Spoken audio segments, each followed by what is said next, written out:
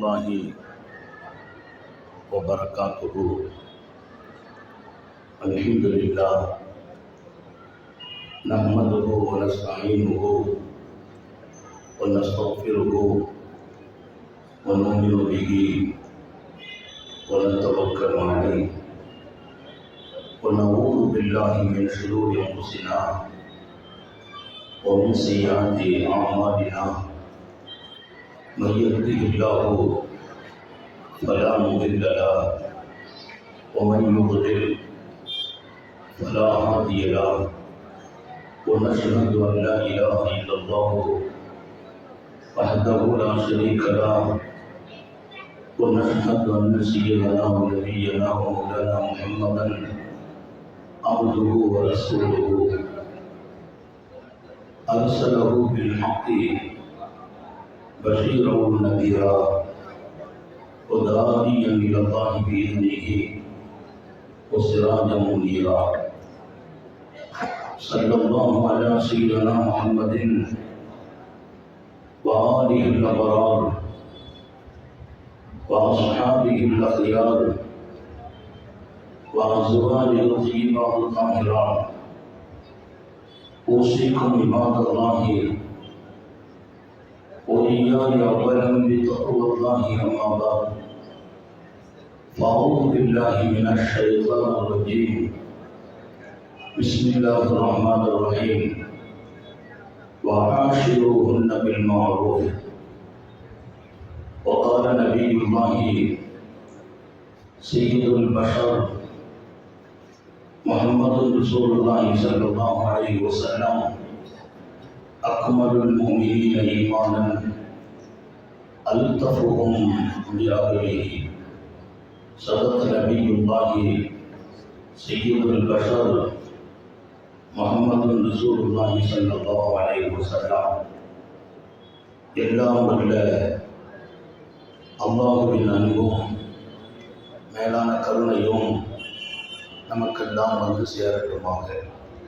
நமது உயிரினும் மேலான கண்மணி நபிகள் நாயகம் ஸல்லல்லாஹு அலைஹி வஸல்லம் அவர்களின் அன்பையும் ஷஃபாஅத்தையும் பெறுவதற்கு அல்லாஹ் நம் எல்லோருக்கும் தௌஃபீக் செய்வானாக.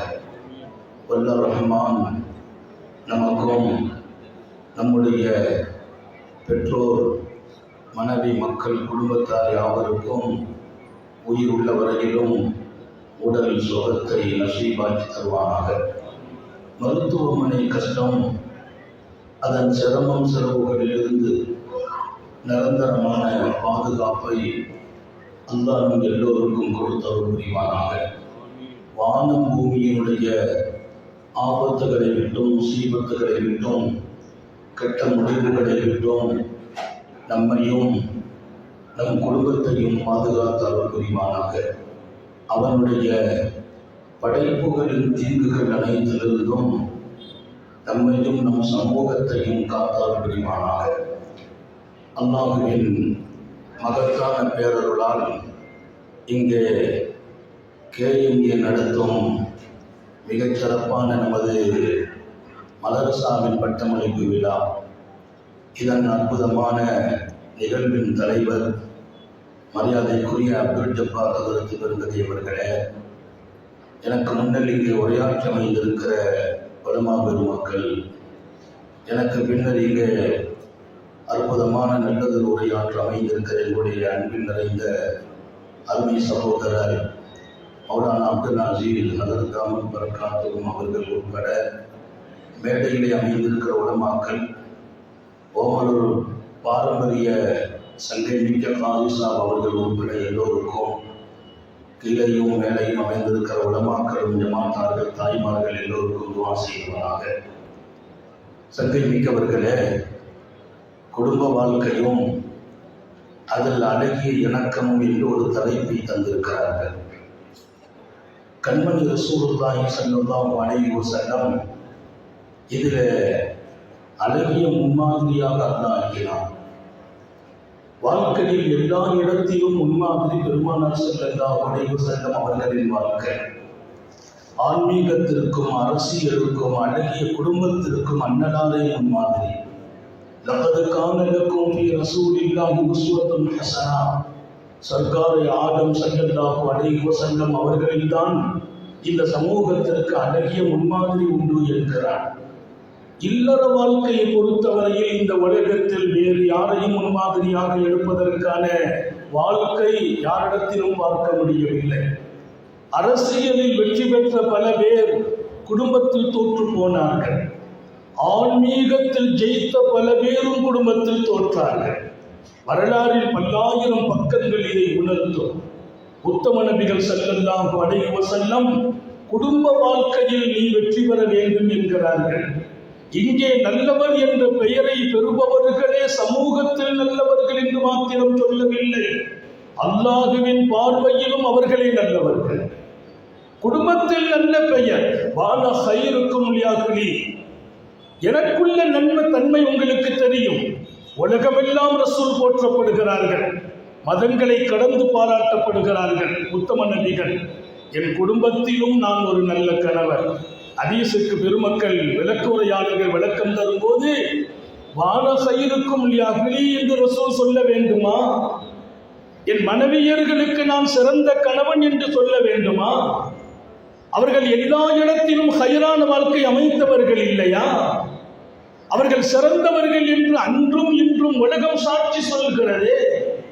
எம் பெருமான் உலகிற்கு உணர்த்தினார்கள், நான் சிறப்புக்குரிய மனிதனாக உலகில் வாழ்ந்தாலும் வீட்டில் அந்த பெயர் இருக்கிறது என்பதை உலகத்திற்கு உணர்த்த வேண்டும் என்று உணர்த்துகிறேன் என்று ரசூல் உணர்த்துகிறார்கள் என விரிவுரையாளர்கள். ஏன்? என் குடும்பத்தில் கேளுங்கள் என்றார்கள். நான் ஒரு நல்ல கணவனாக வாழ்ந்திருக்கிறேன் என்றார்கள். இன்னைக்கெல்லாம் அந்த தகுதி பல பேருக்கு இல்லை. அந்த தகுதி அல்லாஹ்வோடு தொடர்புடைய பல பேர்களுக்கும், இன்னும் மார்க்கப்பட்டுள்ள பல பேர்களுக்கும், என் மனைவியர்களிடத்தில் நான் ஒரு நல்ல கணவன் என்று சொல்லும் தகுதியை இன்னும் பெறவில்லை. சமூகத்தில் நல்ல முகவரியை பெற்றிருக்கிற பல பேர் தங்கள் வீட்டில் அதை பெறவில்லை. அடுத்தவர்களுக்கு முன்னால் அழகான கண்ணியத்தோடு வாழ்கிற பல பேர் வீட்டில் அந்த கண்ணியத்தில் பெறவில்லை, அவர்கள் பங்கெடுக்கவில்லை. அது அழகிய வாழ்க்கையாக இருக்க முடியாது. கணவன் மனைவிக்கு இடையே ஏற்படுகிற உறவுகள் அது சரியாகுவதால், அழகாகுவதால் அடுத்த தலைமுறைகளும் அழகாகிறார்கள். இமாம் ஷாஃபி ஒன்றை குறிப்பிடுவார், உங்களுக்கிடையே விவகாரங்களும் சண்டைகளும் இருந்தால் உங்கள் பிள்ளைகளின் அறிவு வளர்ச்சியிலும் விலகீனம் ஏற்படும், அவர்களின் சந்தோஷங்களும் பாதிக்கப்படும். இங்கே அன்பு மணாளர் இருக்கிறார் நூராணி, அவர்களுக்கும் இது பொருத்தமான செய்தி. அவர்கள் முன்னோடியாக இருக்க வேண்டியவர்கள், அதனால அவர்களுக்கு இதை நான் பாடமாக்கவில்லை. அவர்களை வைத்து எல்லோருக்கும் ஒரு அழகிய சிந்தனை. ரசூலை கரீம் ஸல்லல்லாஹு அலைஹி வஸல்லம் சொல்வாங்க, குடும்பத்தில் விவகாரங்களும் சண்டைகளும் நடந்தால் அந்த குடும்பத்தில் பரக்கத்து இருக்காதுமா. சண்டை நடக்கிற குடும்பத்தில் பரக்கத்து இருக்காது. இங்கே இஸ்லாஹ் தேவைப்படுகிறது. ஒருவர் இன்னொருவரோடு இணக்கமாக வாழ்கிற கட்டம் ஏற்பட வேண்டும். ஒருவர் மற்றவருக்கு எப்போதும் நலவை நாட வேண்டும். குடும்ப வாழ்க்கையில் 5 அம்சங்களை பேணணும். நேரத்தை வைத்து முடித்துக் கொள்வேன், 5ஐயும் சொல்லணுங்கிற கட்டாயம் இல்லை. காரணம், எனக்குரிய நேரத்தை நான் முடிக்க வேண்டும். குடும்ப அம்சங்களில் 5 முக்கியம். அதில் மகத்தான ஒன்று, என்னை காட்டிலும் என் மனைவியை நான் தேர்வு செய்ய வேண்டும். என் விருப்பத்தை தாண்டி அவர்களின் விருப்பத்திற்கு நான் இடம் கொடுக்க வேண்டும். என் மனைவி அவர்களின் விருப்பத்தை காட்டிலும் என் விருப்பத்திற்கு முக்கியத்துவம் தர வேண்டும். அவர்கள் தன்னை விட என்னை தேர்ந்தெடுக்க வேண்டும். இங்க அருமையான தகவல் ரசூலின் வாழ்க்கை. இந்த 5ம் நபி வாழ்ந்த வாழ்க்கை. அவங்க தான் இந்த வாழ்க்கையின் வெற்றியாளர். நான் எல்லா இடத்திலும் சொன்னதுண்டு, குடும்பத்தில் நம்ம தோத்து போகிறது தான் என் சுன்னத்து. நாங்கள் ஸல்லல்லாஹு அலைஹி வஸல்லம் இது ஆண்களுக்கு சொன்ன செய்தி. உங்க மனைவிக்கு உங்களுக்குள்ள விவகாரத்தில் அவங்க ஜெயிக்கணும், நீங்க தோத்து போயிடணும். அல்லாஹ் எல்லாருக்கும் தௌஃபீக் செய்வானாக. ஆமீனே சொல்றது கூட நம்ம தயார் இல்லை. அது எப்படி அவ்வளவு சீக்கிரமா பெண்கள்கிட்ட தோத்து போறது? இன்னி உஹிப்பு அன் அகூன மஹ்லூபன் கரீமா. என் மனைவியர்களுக்கும் எனக்கும் உள்ள விவகாரங்களில் என் மனைவி ஜெயிக்கணும். நான் தோத்து போகணும், நான் பிரியப்படுகிறேன் என்று மாத்திரம் சொல்லவில்லை. சர்க்காரை ஆளும் ஸல்லல்லாஹு அலைஹி வஸல்லம் உலகத்திலேயே தோல்வி என்றால் அவமானம். நாம் படித்திருக்கிறோம், விளங்கி இருக்கிறோம். எங்கேயுமே தோற்கக்கூடாது, ஜெயிக்கணும். ஆனா குடும்ப வாழ்க்கையில் இந்த தோல்வி சங்கையானது என்றார். அல்லாஹ் எல்லாருக்கும் தோல்வி செய்வாரா? மனைவிக்கு முன்னால் நீ விட்டுக் கொடு, உன் மனைவியை தேர்வு செய்து வாழ்ந்து பார், அங்கே நீ ஜெயிக்கிறாய். அந்த தோல்வி உனக்கு சங்கையும் கண்ணியமும். இல்லறத்தில் தோற்பதும் குடும்பத்தில் தோற்பதும் அது மிக அழகான எதிர்காலத்தை தீர்மானிக்கும் என்கிறார்கள் இமாம் கஸ்ஸாலி. இமாம் கஸ்ஸாலி ஆன்மீக பேரரசர். அவங்க படித்து கொடுக்காத பாடத்தை இந்த உம்மத்தில் வேறு யாரும் படித்துக் கொடுக்க முடியாது. குடும்ப வாழ்க்கையில் பெருமானாரின் அந்த அழகிய முன்மாதிரி தான் நமது எதிர்காலம் என்றார் இமாம் கஸ்ஸாலி. சங்கை மிக்கவர்களே, நான் இங்கே இருக்கிற எல்லோருக்குமாக ஞாபகப்படுத்துகிறேன், குடும்பம் என்பதில் இணக்கமான வாழ்க்கை இருக்கணும். பெண்களை பொறுத்தவரையில் கணவனின் எல்லா சூழலுக்கும் ஒத்து போய் பழகணும். கணவனுடைய இன்பத்திலும் பங்கெடுக்கணும், துன்பத்திலும் பங்கெடுக்கணும். இன்னைக்கெல்லாம் ஒரு சூழ்நிலை அப்படியே மாறி போகுது.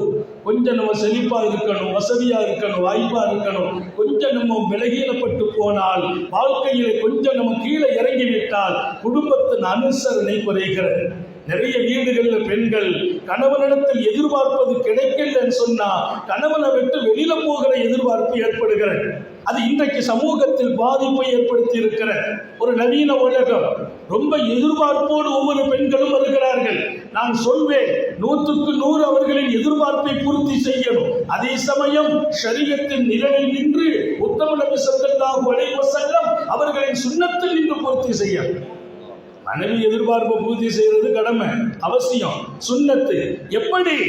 அது ரசூலின் சுன்னத்தில் நின்று பூர்த்தி செய்யணும். நம்ம ஹாதிம் ஒருத்தர் இருந்தார். ஒரு மதரசாவில் பள்ளிக்கூடத்தில் படித்து, காலேஜில் படித்து, நம்முடைய ஹிதுமத்தில் இருந்தார். நிக்கா நம்ம தான் போய் நடத்தணும். அழகான தாடிலாம் வச்சிருந்தார். கல்யாணம் முடிச்சு 2-3 நாள் கழித்து பள்ளிவாசலுக்கு ஆளை வரக்கானல. முதல் நாள் வந்தார், 2வது நாள் வந்தார். கல்யாணம் முடிச்சு அடுத்த நாள் சுபுக்கே வந்துட்டார். 2 நாள் ஆச்சு, 3வது நாள் காணல. எனக்கு ஒரு கவலை, என்ன ஆச்சுன்னு பார்த்தோம்னா ஆளே மஸ்ஜிதுக்கு வரல.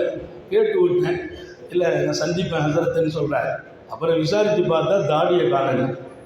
தாடி வச்சிருந்தார், 3 நாளில் தாடி எடுத்துட்டார். அப்போ 1 வாரம் கழித்து சந்திக்க வந்தார். கழுத்தில் ஒரு தாடியில் ஒரு நாடி கட்டு போட்டார். நான் சொன்னேன், இந்த கட்டு கடைசி கால கட்டாச்சு, இந்த கட்டு போட்டுட்டு வந்து நிற்கிறார். என்னப்பா, என்ன வீட்டில் மனைவி கொஞ்சம் விரும்பலைன்னா, நான் ஒன்றும் சொல்ல கோவப்படல, தட்டி கொடுத்தேன். மனைவியின் விருப்பத்தை பூர்த்தி செய்ய, ஆனால் நபியின் சுன்னத்தை நின்று பூர்த்தி செய்ய. என் மனைவியின் விருப்பத்தை நான் நிறைவேற்ற வேண்டும். அதற்காக ரசூலின் சுன்னத்தை விடுவதா?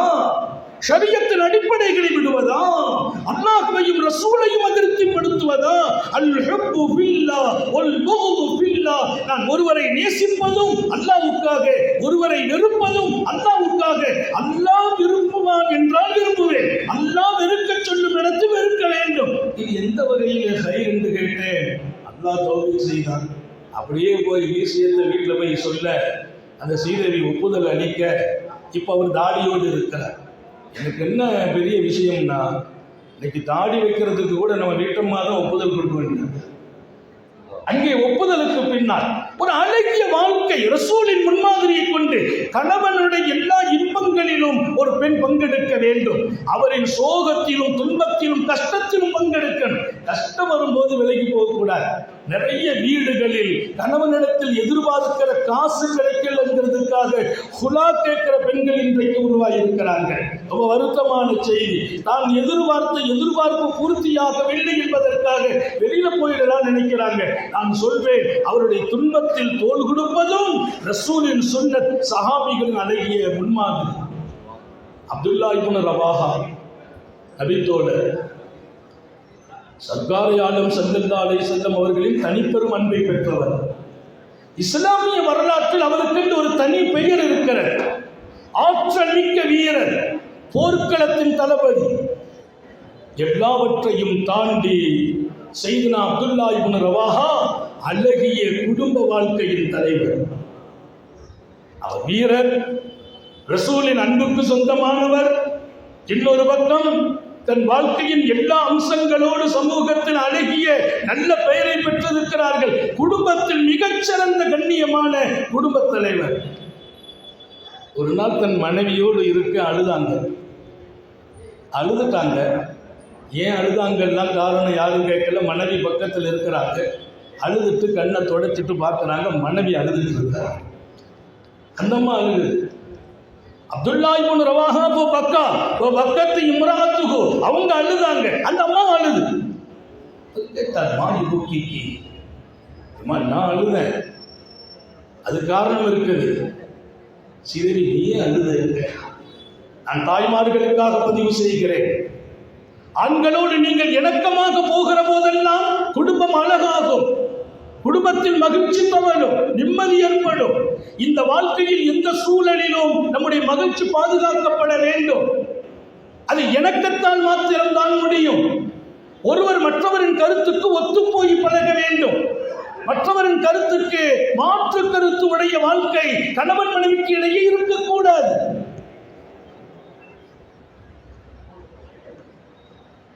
நீ ஏமா அழுதுன்னு கேட்டா, அந்த அம்மா சொன்ன பதில் வரலாற்றில் தங்க எழுத்தால் எழுதப்பட்ட, வரலாற்றில் தங்க எழுத்தால் ராயித்து கத்தபுக்கி பக்கைத்துள்ளாங்களா, அம்மா தாங்களை பார்த்தேன் அழுதீர்கள், தாங்கள் அழுதவுடன் எனக்கு அழுகை வந்தது, தாங்கள் அழுததால் அழுதேன். இந்த செய்தியை சாதாரண மனிதர்கள் எழுதல்ல, வரலாற்றில் ஆழம் கண்ட பெருமக்கள் எழுதிவிட்டு இதுதான் குடும்ப வாழ்க்கை. ஒரு கணவனுடைய எல்லா சங்கடங்களிலும், சிரமங்களிலும், சோதனைகளிலும், ஒரு கணவனின் அழுகையிலும் மனைவி பங்கெடுக்க வேண்டும். அவர் சந்தோஷமா இருக்கிற போது எப்படி தோள் கொடுக்கிறார்களோ, துணை நிற்கிறார்களோ, அவரின் துன்ப காலங்களிலும் ஒரு மனைவி தோள் கொடுக்க வேண்டும். அதே போல் ஒரு மனைவியின் எல்லா துன்பங்களிலும் கணவன் தோள் கொடுக்கணும். இது எங்கே ஏற்படும்? ஒருவர் எப்போதும் மற்றவரை தேர்ந்தெடுத்து வாழ்கிறார்கள். அல்லாஹ் அதை எல்லோருக்கும் நசீபாக்கி தருவானாக. ஸல்லல்லாஹு அலைஹி வஸல்லம் தங்கள் அழகிய குடும்ப வாழ்க்கையில் மனைவியர்களின் விருப்பத்தை தேர்வு செய்தார்கள் என்பது லட்சோபலட்ச செய்திகளுக்கு சொந்தம். எந்த ஒரு காரியத்தையும் நான் சுயமாக செய்வதில்லை, என் ரப்பின் அனுமதியோடு செய்கிறேன் என்கிறார்கள். அப்படின்னா மனைவியர்களின் விருப்பத்திற்காக மாணவி அவர்கள் வாழ்ந்ததும் அல்லாஹ்வின் விருப்பம் என்பதை அழகாக பதிவு செய்கிறார்கள். நான் மணாளருக்கு இங்கே முன்னிறுத்தி எல்லோருக்குமாக மேலே குழுமி இருக்கிற பட்டம் பெறுகிற ஆலிமாக்கள் உட்பட அன்பு சகோதரிகளுக்காக சொல்கிறேன், குடும்ப வாழ்க்கையில் வல்லல் நபி அவர்கள் தான் அழகிய முன்மாதிரி. ரசூல் ஸல்லல்லாஹு அலைஹி வஸல்லம் பல காலகட்டங்களில் ஒரு தடவை நபியினுடைய மனைவிமார்கள் எல்லாம் ஒன்று சேர்ந்து பெருமானார் ஸல்லல்லாஹு அலைஹி வஸல்லம் ஒரு கோரிக்கை வச்சார். நபியுடைய ஒரு அழகிய நடைமுறை இருந்துச்சு. மனைவியர்களுக்கு 4 பங்கு வச்சு கொடுத்துற. இன்னைக்கு ஆயிஷாவுடைய தினம் என்றால் அன்னைக்கு ஆயிஷாவோடு, அடுத்த நாள் உம்மு சலமா என்றால் அடுத்த நாள் உம்மு சலமாவோடு, அடுத்த நாள் உம்மு ஹபீபா என்றால் உம்மு ஹபீபாவோடு, இப்படி ஒவ்வொரு நாளும் ஒவ்வொரு மனைவியர்களின் பங்கு. பள்ளிவாசலில் பணிகளோடு, சமூக பணிகளோடு, வீட்டுக்கான வாய்ப்புகளும் நேரங்களும் அண்ணலார் கொடுக்கிற அழகிய முன்மாதிரி. மனைவியர்கள் எல்லாரும் ஒரு கோரிக்கை, யார சொல்லலாம், தினமும் நாங்கள் எல்லாரும் தங்களை சந்திக்க, தினமும் சந்திக்கணும், அது எங்களுடைய விருப்பம். வாரத்தில் ஒரு நாள் தான் மனைவியை சந்திக்க வேண்டியது வருது. 9 நாளைக்கு ஒருக்க சந்தித்தார்கள் என்று அல்லாமா முஹம்மது ரஹ்மத்துல்லாஹி அலைஹி எழுதுவாங்க. 9 நாளைக்கு ஒருக்க, ஏன்னா 9 மனைவியர்கள் தினமும் சந்திக்கணும். அது எவ்வளவு சிரமம் எல்லா ரசூலுக்கு தெரியும். மனைவியர்களின் விருப்பத்தை தேர்ந்தெடுத்தார், தன் சிரமத்தை காட்டிலும். சொன்னாங்க, அல்ஹம்துலில்லாஹ், அதில் என்ன இருக்கு, நான் வந்துடுறேன்னா. நீங்கள் திறந்து பாருங்கள் வல்லல் நபியின் வரலாற்று. சுபுகு தொழுகை முடித்துவிட்டு தங்களுடைய பணிகளை நிறைவு செய்துவிட்டு காலையில் புறப்பட்ட எம்பெருமான் ஒவ்வொரு மனைவியர்கள் வீட்டுக்கு வருவாங்க, ஆயிஷாவுடைய வீட்டுக்கு வருவாங்க, சலாம் சொல்லுவாங்க, எப்படி இருக்கிறீங்க, நல விசாரிப்பாங்க, கொஞ்ச நேரம் அவங்களோட பேசுவாங்க. அடுத்து உம்மு சலமா வீட்டுக்கு போவாங்க, அவங்கள நல விசாரிப்பாங்க, அவங்களோட கொஞ்ச நேரம் பேசுவாங்க.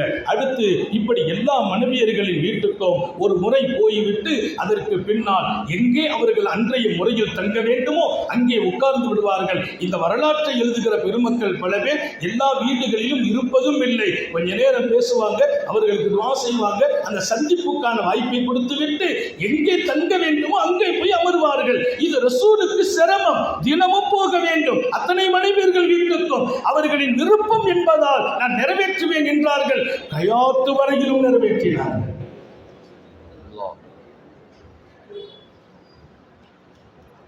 காத்தமுன் நபியின் ஸல்லல்லாஹு அலைஹி வஸல்லம் இரவு சந்திப்பிலே மனைவியர்கள் இன்னொரு ஆசையை வெளிப்படுத்தினார். நம்ம எல்லாரும் பெருமானார் எந்த மனைவி வீட்டில் வந்து தங்குவாங்களோ எல்லாரும் அந்த வீட்டுக்கு வந்துடுவோம். அங்கிருந்து கொஞ்சம் சாப்பிட்டு கொஞ்ச நேரம் ரசூல்கிட்ட பேசிட்டு நம்ம விடை பெறுவோம். அந்த வீட்டில் ரசூல் தங்குவாங்க. பெருமானார் அங்கே வர வேண்டியது இல்லை, நம்ம எல்லாரும் அந்த வீட்டுக்கு வருவோம். அப்படி ஒரு விஷயத்தை ரசூல்கிட்ட ஒப்பிக்கிறாங்க. கண்மணி பெருமானார் மகிழ்ச்சி அடைந்தார்கள். நீங்கள் எல்லாம் வரணுங்கிற போது அதை நானும் பிரியப்படுகிறேன் என்கிறார்கள். இங்கே அந்த மனைவிக்காக கொடுக்கிற நேரம், அந்த இரவனுடைய முற்பகுதி தான் ரசூல் மனைவியர்களோடு, பிற்பகுதி அல்லாஹ்வோடு. ரொம்ப அழகான வாழ்க்கை நடைமுறை. பெருமானார் கிட்டத்தட்ட 3 மணி நேரம் நின்று வணங்குவார்கள் என்று அவர்கள் நின்ற நேரத்தின் அளவுகள் உட்பட நமது வரலாற்றினுடைய ஆளுமை மிக்க பெருமக்கள் எழுதுவார்கள். இப்போ ராத்திரி 2 மணியிலிருந்து நிற்க ஆரம்பிப்பார்கள் எம்பெருமான். எல்லாரும் அந்த வீட்டில் அசம்பிளி ஆகிறோங்கிறாங்க. சரிங்கிறாங்க. என்ன நடந்துச்சு? ஹப்ஸா நாயினுடைய வீடு, ரசூல் உட்கார்ந்து இருக்கிறாங்க. எல்லா மனைவியர்களும் அங்கே எல்லோரும் ரசூலோடு சேர்ந்து உணவு சாப்பிட்டு அவர்கள் விடைபெற அதற்கு பின்னால் ரசூல் குடும்பத்தோடு ஈடுபடுவார்கள். இங்கே உங்கள் கவனத்தில் சொல்கிறேன், எம்பெருமான் ஸல்லல்லாஹு அலைஹி வஸல்லம் அழகிய மனைவியர்களின் அழகான விருப்பத்தை பூர்த்தி செய்வதில் தங்களது சிரமங்களை தாண்டி அதில் மகிழ்ச்சி அடைகிறார்கள். மனைவி ஒரு விஷயத்துல சந்தோஷப்படுறாங்கன்னா அந்த சந்தோஷத்துல நம்ம கொஞ்சமும் தயவில்லாமல் கொடுக்க வேண்டும் என்கிறார்கள். அன்னை ஆயிஷா ரலியல்லாஹு அன்ஹா சொன்னாங்க, நான் 1 2ங்கிறது முக்கியம் இல்லை, ஒவ்வொரு விஷயமும் நான் எடுத்து வாழ வேண்டிய விஷயம். அதனாலதான் சொன்னேன், அங்கேயும் சொல்ல முடியாவிட்டாலும் 1 2 சொன்னாலும் அதை எடுத்து வாழ்கிற இடத்திற்கு நாம் வர வேண்டும். குடும்பத்தில் தேர்வு செய்து வாழ்கிற வாழ்க்கையில் நம்மை கொஞ்சம் நாம் அமைதிப்படுத்தும் இடம் ஏற்படும், சகிப்புத்தன்மை இங்கே ஏற்படும், மனைவிக்காக சில விஷயத்தை தாங்கும் மனநிலை ஏற்படும். அதே போல பெண்களும் இந்த விஷயத்தில் கரெக்டாக இருக்க வேண்டும். கணவன் ஒரு விஷயத்தை விரும்புகிறார், நமக்கு அதுல உடன்பாடு இல்லை, அவருக்காக நாம் மாற வேண்டும் ஷரியத் அனுமதிக்கும் இடத்தில். நான் நிறைய கூட்டத்தில் சொல்லி இருக்கேன், நான் டீ விரும்பி எப்போமாவது சாப்பிட்றேன், எப்போதாவது சாப்பிடுவேன், டீ சாப்பிடுவோம். எங்கள் வீட்டம்மா காஃபி சாப்பிடுவாங்க. எங்கள் வீட்டம்மா காஃபி காலையில் சுபஹ் தொழுகைக்கு என்னுடைய ஹிதமத்தினுடைய துவக்கம், தாய் தகப்பனாருடைய ஜியாரத்துக்கு போயிட்டு வீட்டுக்கு வந்து முதல்ல வீட்டம்மாவுக்கு டீ போட்டு கொடுத்துட்டு தான் அடுத்த வேலை. அவங்க ரெடியாக இருப்பாங்க, சுபஹ்லாம் தொழுது அவங்க பிரியப்படுவாங்க, நம்ம செய்து கொடுக்கணும். நான் தான் டீ போட்டு கொடுக்குறேன். இது ஒரு கூட்டத்தில் இல்லை, 11 கூட்டத்தில் சொல்லியிருக்கேன் டீயை போட்டு கொடுக்குற பழக்கம். அவங்க சாப்பிட்டாங்க, அதுக்கு பின்னால் நான் பார்த்து அவங்க காஃபி விரும்புகிறாங்க. இப்போ என்ன பண்ணுறது, காஃபி போடுவேன், காஃபி கொடுத்து அவங்களும் சாப்பிட கொடுப்பேன், நான் கொண்டு பிடிப்பேன். அவங்க கேட்பாங்க, நீங்கள் அவ்வளோ விரும்பி சாப்பிட மாட்டீங்களே. இல்லை ஸ்ரீதேவி, காஃபி நீங்கள் விரும்பின போது எனக்கு அதில் விருப்பத்தை அல்லாட்ட கேட்டேன், கொடுத்துட்டாங்க. அல்லாட்ட கேட்டேன், நானும் காஃபி விரும்பி சாப்பிடணும். இப்போ நான் டீயை விட காஃபி விரும்புகிறேன், எனக்காக அல்ல, என் மனைவிக்காக. இதை சொல்வதில் எந்த குறையும் இல்லை, இதுதான் கண்ணியம். காரூண்ய சீலர் வாழ்த்து தந்த, வாழ்ந்து காட்டிய, சமூகத்தை கற்றுக் கொடுத்த வாழ்க்கை. அல்லாவை அடைவது என்பது பள்ளிவாசலில் மாத்திரம் அல்ல, உன் குடும்பத்திலும் அல்லாஹ் கிடைப்பான் என்று உலகத்தில் சொன்னவர்கள் உத்தம நபி ஸல்லல்லாஹு அலைஹி வஸல்லம். மனைவியின் சந்தோஷத்திலும் அல்லாவை நீ அடைய முடியும், உன் பிள்ளைகளின் அழகிய வளர்ப்பிலும் அல்லாஹ் கிடைப்பான். கணவனின் திருப்தியிலும் ஒரு பெண்ணுக்கு ரப்பு கிடைக்கிறான். அதை தாண்டி ஒரு கணவனின் திருப்தி தான் ஒரு பெண்ணுக்கு சொர்க்கத்தின் வாசலின் கதவு திறக்கப்படுகிற காரணம் என்றார். சொர்க்கத்தின் கதவு திறக்கப்பட வேண்டுமா? உன் கணவரின் சந்தோஷத்தில். அழகாக வாழ்வோம்.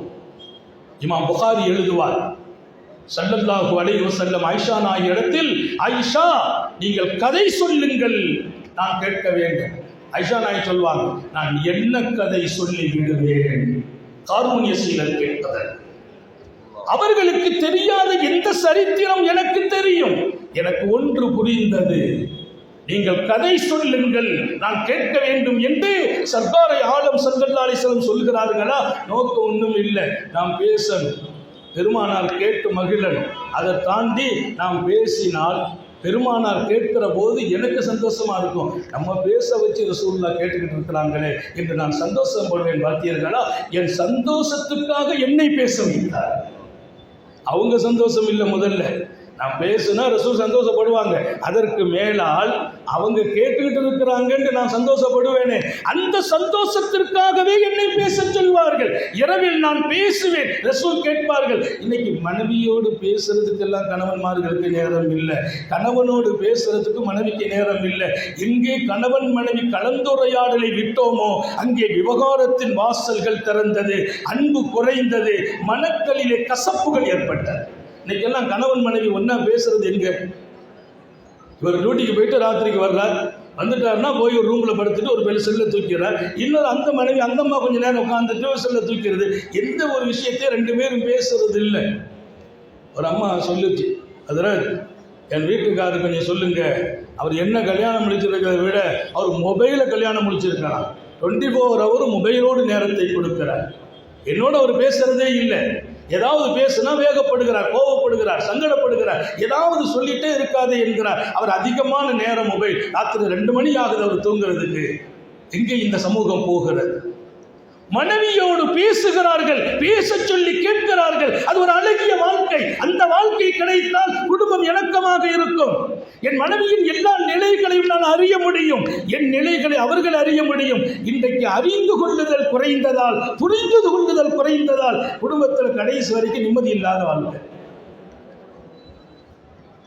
எங்க சொந்தக்கார பொண்ணு ஃபோன் பண்ணி சொன்னாங்க, மச்சான் என் ஹஸ்பண்ட் ஊருக்கு வர்றாங்க, துவா செய்யுங்க.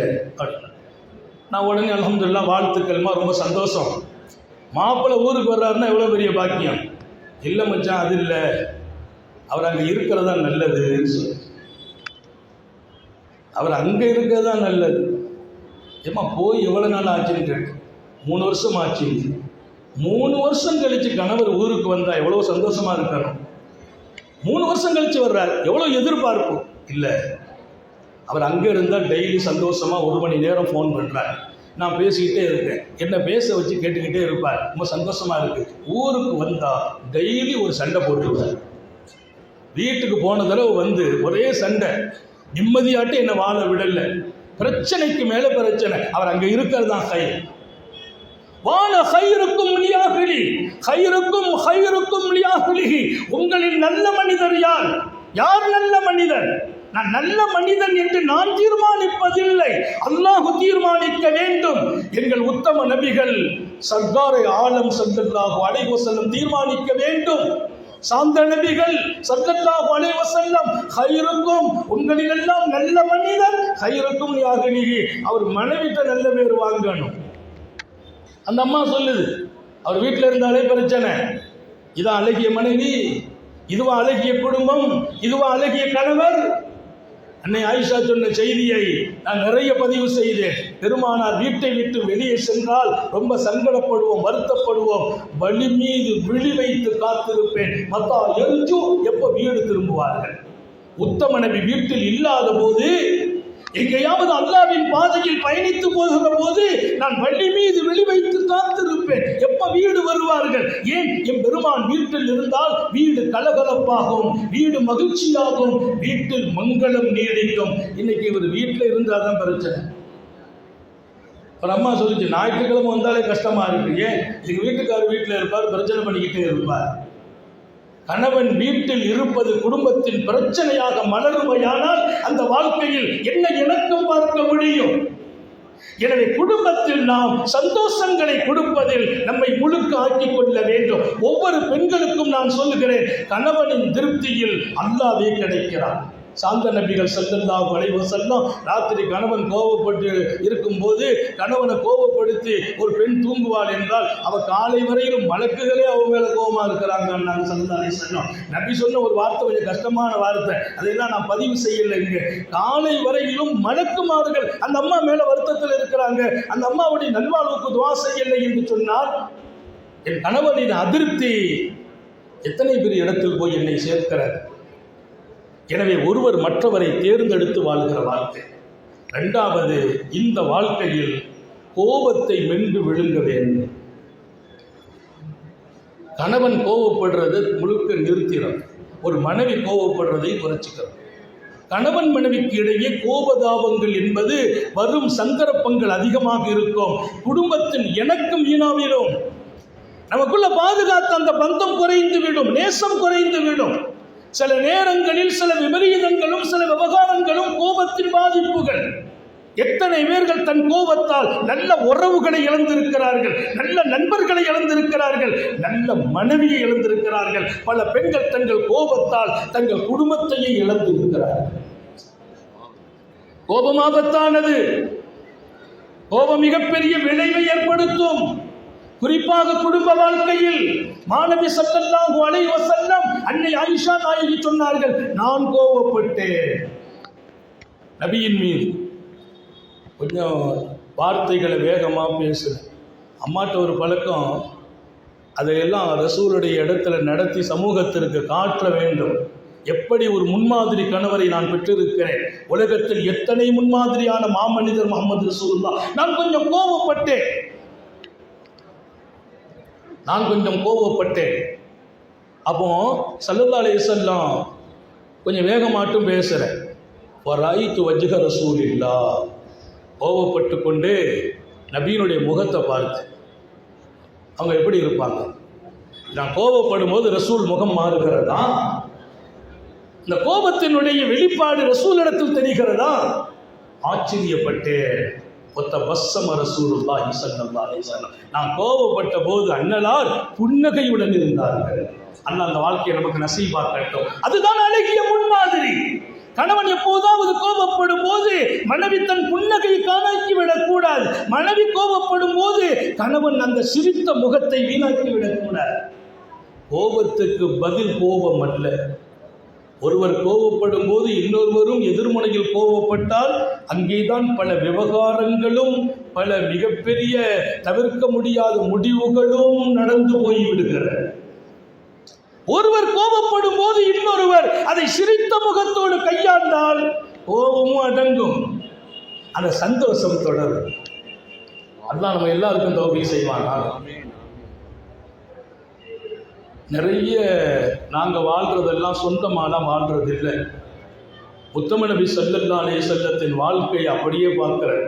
படுக்கும்போது கூட பெட்டு எடுத்து உதறுவேன். சில நேரத்தில் வீட்டில் சொல்லுவாங்க, பெட்டு நான் உதறி போட்டுட்டேன்னு. நான் சொல்வேன், ரசூல் ஸல்லல்லாஹு அலைஹி வஸல்லம் படுக்கும்போது உதறி படுத்திருக்கிறாங்க, அதனால் நான் அவருக்கு உதறிக்கிட்டேன், நீங்கள் உதறினது தெரிஞ்சால் பரவாயில்ல, தெரியாதுன்னு. எதுக்கு? ஒவ்வொரு விஷயத்திலும் நான் ஜெயிக்கணும், நிம்மதியாக இருக்கணும். இன்னும் சொன்னால், நாடே கவலைப்பட்டால் நாம் மகிழ்ச்சியாக வாழ்வோம். அண்ணலார் நமது இதயத்தில் இருக்கிற போது, அல்லாஹ் நம்முடைய கல்வியில் இருக்கிற போது, அல்லாஹ் எல்லாருக்கும் தௌபீக் செய்வாராக. ரப்பை மறக்கிற போதெல்லாம் நாம் சோதனைக்கு ஆளாகிறோம்.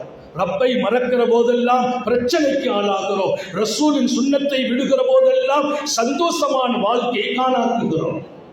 அவன் நினைவுதான் நம்மை நிம்மதிப்படுத்தும். அலா பிதிக்ரில்லாஹி தத்மஇன்னுல் குலூப். அல்லாஹ்வின் நினைவில் வாழுங்கள், அந்த நினைவு உங்களை நிம்மதிப்படுத்தும் என்று அவன் வான்மறையில் ஆழமாக அழுத்தமாக பதிவு செய்தான். அவன் திக்ருங்கிறது அல்லாஹ்னு சொல்றது மட்டும் இல்லை, நினைவெல்லாம் அவனாக மாறுவது. அல்லாஹ் எல்லாருக்கும் தௌபீக் செய்வானாக. வீட்டும் மூச்சும் எழும் பேச்சும் அவனாக, இரவும் பகலும் அவனாக, அவன் நினைவாக. அவனை மறப்பது நியாயம் இல்லை, முறையில்லை. மறந்த வாழ்க்கை அழகும் இல்லை, அந்த வாழ்க்கையில் மகிழ்ச்சியும் இல்லை. அல்லாஹ் எல்லாருக்கும் தௌபீக் செய்வானாக. இங்கே கல்யாணம் முடிச்ச முதல் நாள் எங்க ஊர்ல ஒரு பழக்கம், மனைவி வீட்டுக்கு வந்துட்டு காலையில் நிற்காம முடிச்சுட்டு வந்துட்டு கூட்டு போயிடுவாங்க. மீண்டும் இரவில் அனுப்பி வைப்பாங்க. என் வீட்டில் அம்மா வந்தபோது, வீட்டம்மா வந்தபோது முதல்ல ஒரு செய்தி தான் சொன்னேன். இன்னும் ஞாபகம், அவங்களும் ஞாபகத்தோடு சொல்வார்கள். ஏமா அழகான வாழ்க்கையை துவங்குவோம். ஒரே ஒரு விஷயமா, பெருமானாருடைய சுன்னத்து, நான் எப்போமாவது ஆலிம் சார் தான் ஏதோ ஒரு வேகத்தில் கோவப்பட்டுட்டேன்னா நீங்கள் அமைதியாக இருந்திருங்க, நீங்கள் கோவப்பட்டால் நான் அமைதியாக இருப்பேன். இது என் கல்யாணத்தின் என் மனைவியோடு வாழ்வதற்கு முந்தி எழுதப்பட்ட முதல் ஒப்பந்தம். நான் கோபப்படும் போது ஒரு சூழ்நிலை வந்தால் நீங்கள் அமைதியாக வேண்டும். நீங்கள் கோபப்படும் ஒரு சூழ்நிலை வந்தால் நான் அமைதியா இருக்கணும். கோபம் ஆண்களின் சொத்தல்ல, கோபம் ஆண்களின் சொத்தல்ல. பெண்களும் கோபப்படுவார்கள். அப்போது நாம் அமைதி காக்க வேண்டும். நீ என்ன கோபப்படுற? உனக்கு என்ன அதிகாரம்? ஆணாதிக்கம் கூடும் இடத்தில் நபியின் சுன்னத் இல்லாமல் போகும். ஆணாதிக்கம் குடும்பத்தில் கூடக்கூடாது. என் மனைவிக்கென்று உரிமைகள் உண்டு, சுதந்திரம் உண்டு. என் மனைவியை பேசவிட்டு நான் கேட்பதும் நபியின் சுன்னத். அவங்க கோபப்படும் போது நான் நிதானம் காப்பதும், சிரித்த முகத்தோடு இருப்பதும் அன்னலாரின் அழகிய முன்மாதிரி. அன்னலார் என்னுடைய வாழ்க்கையின் வணக்க வழிபாட்டில் மாத்திரம் அல்ல, என் முஆஷராத்தில், என் குடும்ப வாழ்விலும் மாணவி வாழ்ந்து கொண்டிருக்கிறார்கள். வஅலமு அன்ன ஃபீக்கும் ரசூலுல்லாஹ், நன்கு அறிந்து கொள்ளுங்கள், உங்களுக்கிடையே ரசூலுல்லாஹ் இருக்கிறார்கள். என் பெட்ரூமில் என் மனைவியோடு நான் வாழ்கிறேன். அங்கேயும் அல்லாஹ்வின் நினைவு இருக்க வேண்டும். ரசூல் சுன்னத்து பாதுகாக்கப்படும். இன்னைக்கும் எங்க குடும்பத்தில் எப்பமாவது நான் கோவப்பட்டுட்டா என் வீட்டு ரொம்ப அமைதியாக இருப்பாங்க. அவங்க எப்போமாவது கோவப்பட்டா நான் வேற கவனத்தில் உட்காந்துருவேன். ஆனால் விஷயத்தை விளங்கிடுவேன், ஏன் கோவப்படுறாங்க, அதை அடுத்து பூர்த்தி செய்கிற வழி என்ன, அந்த காரியத்தை நடத்திடும். அவங்க கோபம் இனி வராமல் ஆக்கணும். அதே போல் நம்ம காரியத்தை அவங்க கவனத்தில் எடுத்துக்கிடுவாங்க. அது மாதிரி இன்னொரு முறை நடக்க முடியாமல் பார்த்துக்கிடணும். இதுவெல்லாம் முன்மாதிரியும் ரசூலின் அழகிய சுன்னத்தும். நேரம் நிறைவாகிறது. 2 விஷயங்களை எடுத்துக்கொள்ளுங்கள். உங்களை காட்டிலும் அவர்களை தேர்ந்தெடுங்கள். குடும்பத்தில் இணக்கம் நீடிக்கும், தொடரும். சந்தோஷம் தொடரும், நீடிக்கும். குடும்ப வாழ்க்கையில் சந்தோஷம் இல்லைன்னா அது வாழ்க்கையே இல்லை, வீடு தான் நரகம். மனைவியை நான் பார்க்கறது எனக்கு கோபமா இருக்குது, என்னை பார்த்து அவங்களுக்கு விருப்பம் இல்லாமல் இருக்குது, அதுக்கு பேர் வாழ்க்கையா? கணவன் மனைவியின் வாழ்க்கை குறித்து வல்லல் நபியின் வரலாற்றை திறந்து பாருங்கள். ஜௌஜுல் ஹபீப், ரசூலுக்கு பேர். அவர்கள் அன்பு தழும்பிய கணவர். நபி பெருமானாருடைய வாழ்க்கை எடுத்து பாருங்கள், குடும்ப வாழ்க்கை என்று. ஜௌஜுல் ஹபீப், அன்பு தழும்பிய கணவர். நான் ஒரு அழகிய ஆலிமாகலாம், சுன்னத்தான வாழ்க்கை வாழலாம், ஆனால் என் மனைவி நேசிக்கப்படும் இடத்தில் அவர்களை நான் ஆக்க வேண்டும். அன்பு தழும்பிய நிலை அவர்களோடு நான் தொடர்ந்தால் குடும்பம் எத்தனை அழகாகும். கணவன் சொல்லாம வெளியில போகாதீங்க. கணவனுடைய அனுமதி பெறாமல் எந்த காரியத்தையும் செய்யாதீங்க. கணவன்மார்களுக்கு சொல்லுகிறேன், சரியான முறையான காரியத்திற்கு அவர்கள் அனுமதி கேட்கிற போது தடுக்காதீர்கள். உங்கள் ஆதிக்கத்தை திணிக்காதீர்கள். அல்லாஹ்வும் ரசூலும் அனுமதித்த இடத்தில் நீங்களும் அனுமதி வழங்குங்கள். அவங்க தகப்பனாரை பார்க்கணுங்கிறாங்க, அனுமதித்து விடுங்கள். தாயை பார்க்கணுங்கிறாங்க, அனுமதித்து விடுங்கள். அதெல்லாம் போகக்கூடாது. அடுத்த வருஷம் தான் போகணும். உங்கள் பாப்பா அப்படிலாம் சரியான ஆளில், உங்கள் பாப்பாவோடு எனக்கு இணக்கம் இல்லை, அது பின்னால் உள்ள விஷயம். அவர்களுக்கு அருமையான மகள் தங்க தாம்பூலத்தில் வைத்து 18-19 ஆண்டுகள் வளர்த்திருக்கிறார்கள். பெற்றோர்களோடு அவர்களின் இணக்கத்தை கொஞ்சம் நீக்குவதற்கான எந்த காரியத்தையும் எந்த ஆண்களும் செய்யக்கூடாது. அங்கேதான் குடும்ப சந்தோஷம் வீணாகிறது. உங்கள் மனைவியர்களின் குடும்பத்தை குறை சொல்லி பேசாதீர்கள். அதை எந்த பெண்ணும் தாங்க மாட்டார்கள். அவங்க அப்பாவை குறை சொன்னா, உம்மாவை குறை சொன்னா, அவங்க சகோதர சகோதரிகளை குறை சொன்னால் அந்த பெண் ஏற்க மாட்டார். அங்கே உங்கள் இணக்கம் வீணாகும். எதனாலெல்லாம் குடும்பத்தின் சந்தோஷமும் அமைதியும் கெடுமோ, அதில் ஆணும் பெண்ணும் பங்கெடுக்காமல் இருந்தால் அந்த சந்தோஷம் தொடரும். இன்று துவங்கும் மங்களம் மன்னரையிலும் மக்சரிலும் தொடரும். உலகத்தில் ஒரு உறவு சொர்க்கம் வரைக்கும் தொடரும் என்றால் அந்த உறவு குடும்ப வாழ்க்கை. கணவன் மனைவிங்கிற உறவு சொர்க்கத்திலும் தொடருகிறது. அல்லாஹ் அப்படி ஒரு நல்ல நசீபை நமக்கு வழங்குவானாக. காலமெல்லாம் இணக்கத்தோடு ஒவ்வொரு குடும்பமும் வாழச் செய்வானாக. கணவன் மனைவி ஒருவர் மற்றவரை புரிந்து கொண்டு விட்டு கொடுத்து விசாலத்தோடு வாழச் செய்வானாக. நாம் அழகாக வாழ்வதால்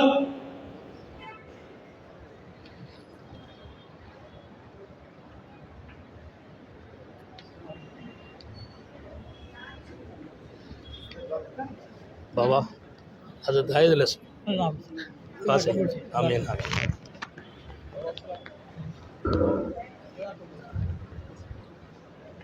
நாம் அழகாக வாழ்வதால் நம்ம பிள்ளைங்க எதிர்காலம் ஒளிமயமாகும். இன்றைக்கு நான் ஒரு செய்தி படித்தேன். நவீன உலகம் ஆய்வாளர்கள் சொல்கிற ஒரு அழகான செய்தி சமீபத்தில் படித்தேன். குடும்பத்தில் கணவன் மனைவிக்கு இடையே ஒரு சந்தோஷம் இல்லை, எப்போதுமே மகிழ்ச்சி இல்லாமல் பிரச்சனை இருந்து கொண்டே இருந்தால் பிள்ளைகள் சோர்வாகவே வளர்கிறார்கள். அவர்களின் அறிவுத்தெழுச்சியும் குறைந்து போகிறது. இமாம் ஷாஃபி ஒரு மருத்துவர், மிகச்சிறந்த ஆய்வாளர். இமாம் ஷாஃபி 1000 ஆண்டுகளுக்கு முன்னால் சொல்கிறார், இன்றைய நவீன உலகம் ஆய்வை சொல்லும்போது குடும்பத்தில் கணவன் மனைவிக்கு இடையே கலகலப்பு இல்லாமல் சலசலப்பாகவே வாழ்க்கை போச்சுன்னா அந்த குடும்பத்தில் பிள்ளைகள் ஒரு தெளிந்தவர்களாக வளர்வதில்லை, சோகமாக வளர்கிறார்கள். இதை கவனத்தில் கொண்டு என் பிள்ளைகளின் எதிர்காலத்தை அழகாக்குவதும் அல்லாஹ்வோடும் ரசூலோடும் கொண்டு என் பிள்ளைகளை வாழ வைப்பதும், உலகம் போற்றும் பிள்ளைகளாக என் பிள்ளை ஆக்குவதும், உலகம் திரும்பி பார்க்கும் இடத்தில் நம்முடைய பிள்ளைகளை ஷரியத்தின் நிழலில் நிறுத்துவதும் ஒவ்வொரு பெற்றோர்களின் கடமை. பிள்ளையை கல்வி சார்ந்து வாழ்க்கை உயர்வு சார்ந்து ஆக்க நினைக்கும் ஒவ்வொன்றிலும் சமமான ஆலோசனை கணவன் மனைவி செய்ய, அது ரொம்ப முக்கியம். இல்லை என் பையனை நான் டாக்டர் ஆக்குவேன், இவர் பிடிப்பா நிற்கிறார், அந்த அம்மா வேண்டான்னு பிடிப்பா நிற்கிறது. 2 பேரும் இணக்கமாகி இணைந்து நின்று பிள்ளையை எதிர கொண்டு நிப்பாட்டுறார். எப்படி ஆக்கணும்? ஆலிம் ஆக்கணுமா? என்ன ஆபீஸ் ஆக்கணும்னு எங்கள் அம்மா சொன்னாங்க, தாப்பனார் சொன்னாங்க ஆபீஸ் ஆக்கிறோம். 2 பேருக்கு ஒரு அழகான வாய்ப்பாக அல்லாஹ் கொடுத்தான். நான் ஓதிக்கொண்டிருந்த மதரசாவில் பட்டமளிப்பு விழாவிலே அங்கே பேச வந்த அறிஞர் சொன்னால், பெற்றோர்களுக்கு சொர்க்கத்தில் தங்க கிரீடம் வைக்கப்படும் என்று தகப்பனார் கண்ணீர் வடித்தார்கள். நான் எவ்வளவோ அந்த காரியத்தில் அல்லாஹ் எனக்கு உதவி செய்தான். உங்கள் அம்மா தாப்போ ஒன்று ஆஃபீஸ் ஆக்க சொன்னாங்க, ஆக்கிட்டேன். ஆனால் இன்னைக்கு பாரு, எங்களுக்கு சொர்க்கத்தில் கிரீடம் என்று அந்த ஹஸரத் பேசினாங்க. எவ்வளோ மகிழ்ச்சியாக இருக்குது. காலமெல்லாம் அதை சொன்னாங்க. நானும் அவங்க கடைசி காலத்தில் சொன்னேன், சந்தோஷமாக உலகத்தை விட்டு நீங்கள் பிரியணும். ஏன்? உங்களுக்கு சொர்க்கத்தில் என்னை ஹாஃபிஸாக ஆக்கியதால் கிரீடம் உண்டு. குர்ஆனின் நிழலில் நாங்கள் கடுகளவு பிசகுவதில்லை. நபியின் சுன்னத்தில் எந்த ஒன்றையும் நாங்கள் விடுவதற்கு எந்த காலத்திலும் எங்கள் மனம் இடம் கொடுக்காது. அப்படியானால் நான் வாழ்கிற அழகிய வாழ்க்கை என் பிள்ளைகள் வாழ வேண்டும். அதற்கு நீங்கள் ரொம்ப அழகான வாழ்க்கை, குடும்பத்தில் இணக்கமான வாழ்க்கை. ஒரே பிரச்சனைன்னா அந்த வாழ்க்கையினுடைய சந்தோஷம் போயிடும், நிம்மதி போயிடும். வீட்டில் நிம்மதி இல்லை, எங்கே நிம்மதி கிடைக்கும்? வீட்டில் நல்ல பேர் வாங்காதவங்க சமூகத்தில் நிற்க முடியாது, நிலைக்க முடியாதுங்கிறாங்க. எல்லாம் அல்ல அல்லாஹ் ஒவ்வொரு குடும்பங்களிலும் இணக்கங்களை தருவானாக. கணவன் மனைவியின் அந்த உறவை அழகாக்கி அருமையாக்கி அண்ணலாரே முன்மாதிரியாக அங்கே நின்று வாழ்கிற இடத்தை நமது பிள்ளைகள் பெறச் செய்வானாக.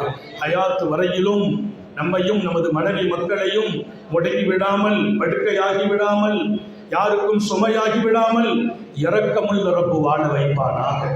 ஹயாத்து வரையிலும் அவனை நின்று வணங்க தௌஃபீக் செய்வானாக. விடும் மூச்சும் எழும் பேச்சும் அவன் சிந்தனையாக்குவானாக. ஓடும் இரத்தமும் அவன் இஷ்கும் அன்பும் கலந்து ஓட வைப்பானாக. நாம் பெற்ற பிள்ளைகளை கண்குளிர்ச்சியாக்கி வைப்பானாக. நமது பிள்ளைகளின் இல்மிலும் ஈமானிலும் அமலிலும் ரிசுக்கிலும் இரக்கமுள்ள ரப்பு பரக்கத் செய்வானாக. நாடு தழுவிய நிம்மதியை வழங்குவானாக. மூமின்கள் வாழும் இடமெல்லாம் அமைதியை அல்லாஹ் நசீபாக்குவானாக. நம்முடைய நாட்டிலும் மனித நேயம், சகோதரத்துவம் என்றும் நீடிக்க செய்வானாக.